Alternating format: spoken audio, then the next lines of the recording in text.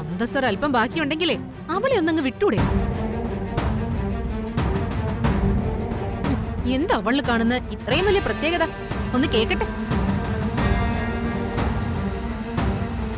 എല്ലാം തിരിച്ചറിഞ്ഞ നിന്റെ മുമ്പില് ഇനി ഒന്നും ഒളിക്കേണ്ട കാര്യമില്ല. ആവർത്തിച്ച് ഞാൻ പറഞ്ഞു, നിത്യ എന്റെ പെണ്ണാണെന്ന്.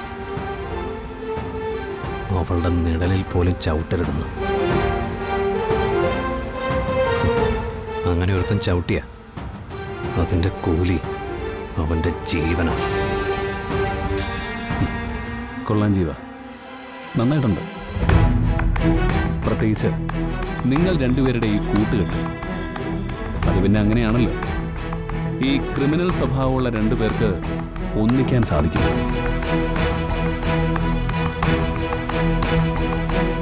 പക്ഷേ നിങ്ങൾ ക്രിമിനലുകൾക്കൊരു ചിന്തയുണ്ട്. കൈക്കും മീക്കും ബലം ഉണ്ടായാൽ ആരെയും പേടിപ്പിക്കാന്ന്. എന്നാൽ പേടി എന്തെന്ന് അറിയാതെ വളർന്നവന് അത് നിന്നെപ്പോലെ ഇവനെപ്പോലെയും ഗുണ്ടായിസം വശമുള്ളതുകൊണ്ടല്ല, മനുഷ്യനെ അറിയാവുന്നതുകൊണ്ട്, അവരുടെ കൂടെ നടന്നതുകൊണ്ട്, മണ്ണിനെ സ്നേഹിച്ചതുകൊണ്ട്, മണ്ണിൽ പണിയെടുത്തതുകൊണ്ട്.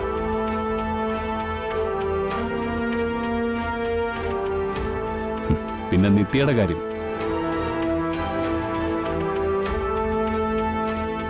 നീ കരുതുന്നത് പോലെ അവൾ നിന്നെ സ്നേഹിക്കുന്നൊന്നുമില്ല. അവളുടെ കഴുത്തിൽ നീ കെട്ടിക്കൊടുത്തൊരു താലിയുണ്ടല്ലോ, അതിന് അവളൊരു ബഹുമാനം കൊടുക്കുന്നു, അത്രേ ഉള്ളൂ.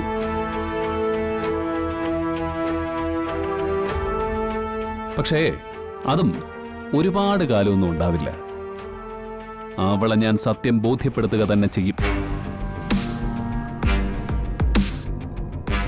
അത് ഇന്നെന്നല്ല, എന്റെ അവസാന ശ്വാസം വരെയും അങ്ങനെ തന്നെ ആയിരിക്കും.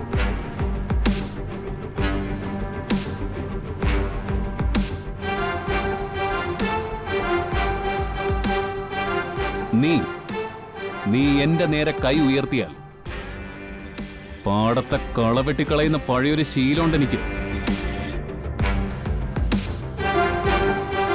കൊത്തിയരിഞ്ഞ് കളയുന്നില്ല ഞാൻ.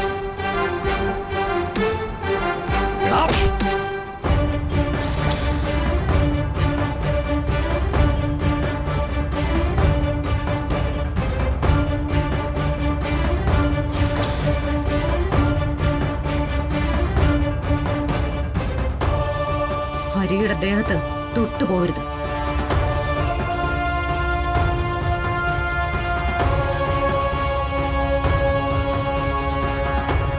എന്തായാലും നിങ്ങൾ രണ്ടുപേരും കൂടി ഈ രണ്ട് കുടുംബങ്ങളും യുദ്ധക്കളമാക്കാൻ തീരുമാനിച്ചിരിക്കുകയല്ലേ?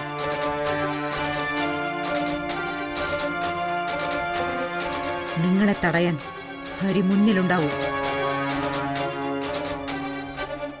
ഞങ്ങൾ ഇവന്റെ പിന്നിലും.